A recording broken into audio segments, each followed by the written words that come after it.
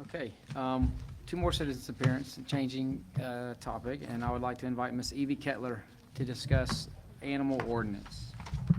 Can I just, Miss Evie, if you wouldn't mind stating your name, your address for our Okay. record, and we'll, my name is Evie Kettler. I live at 514 Lindsay Taylor Way, Troup County. Good evening, Mayor and Council. Thank you for allowing me to be here this evening. I am here on behalf of Karen and her dog Beauty. I'm here to speak about sections 10-76 through 10-81 of Hogansville ordinance, the section that regulates dogs based on breed. I want to be clear, this is not about opinion, this is about facts, enforceability, and whether this law actually does what it's supposed to do, protect public safety. Right now, the ordinance defines a pit bull as one that is substantially conforms to certain breed standards from the American Kennel Club or the United Kennel Club. That sounds official, but in practice, it creates a serious problem. Because pit bull is not a single recognized breed, it is a label commonly used to describe multiple dogs in similar physical traits, including the American Pit Bull Terrier, American Staffordshire Terrier, Staffordshire Bull Terrier, and American Bully. And more importantly, identifying a dog's breed based on appearance is not reliable. Multiple studies have shown that even trained professionals, shelter staff, veterinarians, and animal control officers frequently misidentify breeds based on visual assessment alone. So when a law is based on whether a dog looks like something, that law becomes subjective. It depends on opinion, not fact. And that makes it difficult, if not impossible, to enforce consistently, and that matters. Because once that label is applied, everything else in this ordinance follows. A dog can be subject to a $200 registration fee, a requirement of $500,000 in liability insurance, strict enclosure rules, mandatory muzzling outside that enclosure, and ultimately seizure and destruction. Not because of behavior, not because of aggression, not because the dog has harmed anyone, but because of how the dog is classified. And that brings me to section 10-80. This section allows a dog to be impounded and, if not reclaimed within a short period of time, destroyed. Again, not based on dangerous behavior, based on classification and compliance. This is not a behavior-based law. This is not a safety-based law. This is a visual-based law, because risk is not determined by breed, and neither is suffering. And let's talk about effectiveness, because that is what matters. The American Veterinary Medical Association, the National Animal Control Association, the ASPCA, and the CDC all evaluated breed-specific laws, and they all come to the same conclusion. Breed-specific legislation does not reduce dog bites. It does not improve public safety.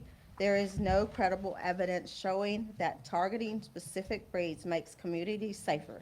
What does matter, what actually reduces risk, is behavior. Things like whether a dog is properly socialized, whether it is trained, whether it is supervised, and most importantly, whether the owner is responsible. Those are the factors that determine risk, not breed. So what happens when we focus on breed instead of behavior? We misdirect resources. Animal control officers spend time to determine what a dog looks like instead of addressing neglect, abuse, and actual dangerous behavior. Responsible owners are penalized, and dogs that have done nothing wrong are treated as if they have. And I want to bring this back to a real example, Beauty, and that's the picture that you have. Beauty is not a statistic. She is not a category. She is a dog that has not harmed anyone. And yet, under this ordinance, she can be restricted, taken, and potentially destroyed, not because of anything she has done, but because of how she is classified. That should concern all of us, because laws should be based on behavior, enforceable, fair, and designed to actually improve safety. Right now, this ordinance does not meet that standard, so the question is not whether we care about animals. The question is whether we are willing to adopt policies that actually work. A behavior-based ordinance similar to Georgia's dangerous dog law would allow you to address truly dangerous dogs, hold irresponsible owners accountable, and protect both the public and animals without relying on subjective labels that do not improve safety. And I want to ask a simple question that goes to the heart of this issue. If you don't allow tethering of a pit bull type dog, then why would you allow any dog to be tethered 24/7? I'll leave you with this. If a dog has done nothing wrong, the law should not treat it as if it has. The focus should be on the dog's actions, not the breed.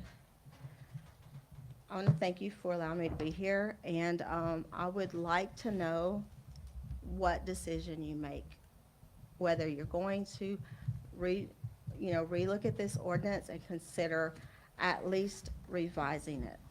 Thank you. Thank you, Miss Evie. Miss Evie, let me ask you one question, just because we don't typically, but I know this is a situation that, you care a lot about. You just gave us this proposal. Can you help me understand specifically, That's a dangerous law. this is the one you referenced in just now in The your, Fulton County, the one that's got written Fulton, is an example for you guys, just to show you what is out there. There was actually more, but I just gave y'all one. so this is the one that you were referencing The one as that says the Fulton, Fulton yes, County? sir. Okay. Yes, sir. And this one here, proposed ordinance, this is one that you've worked on for us to review? I actually need to look at it.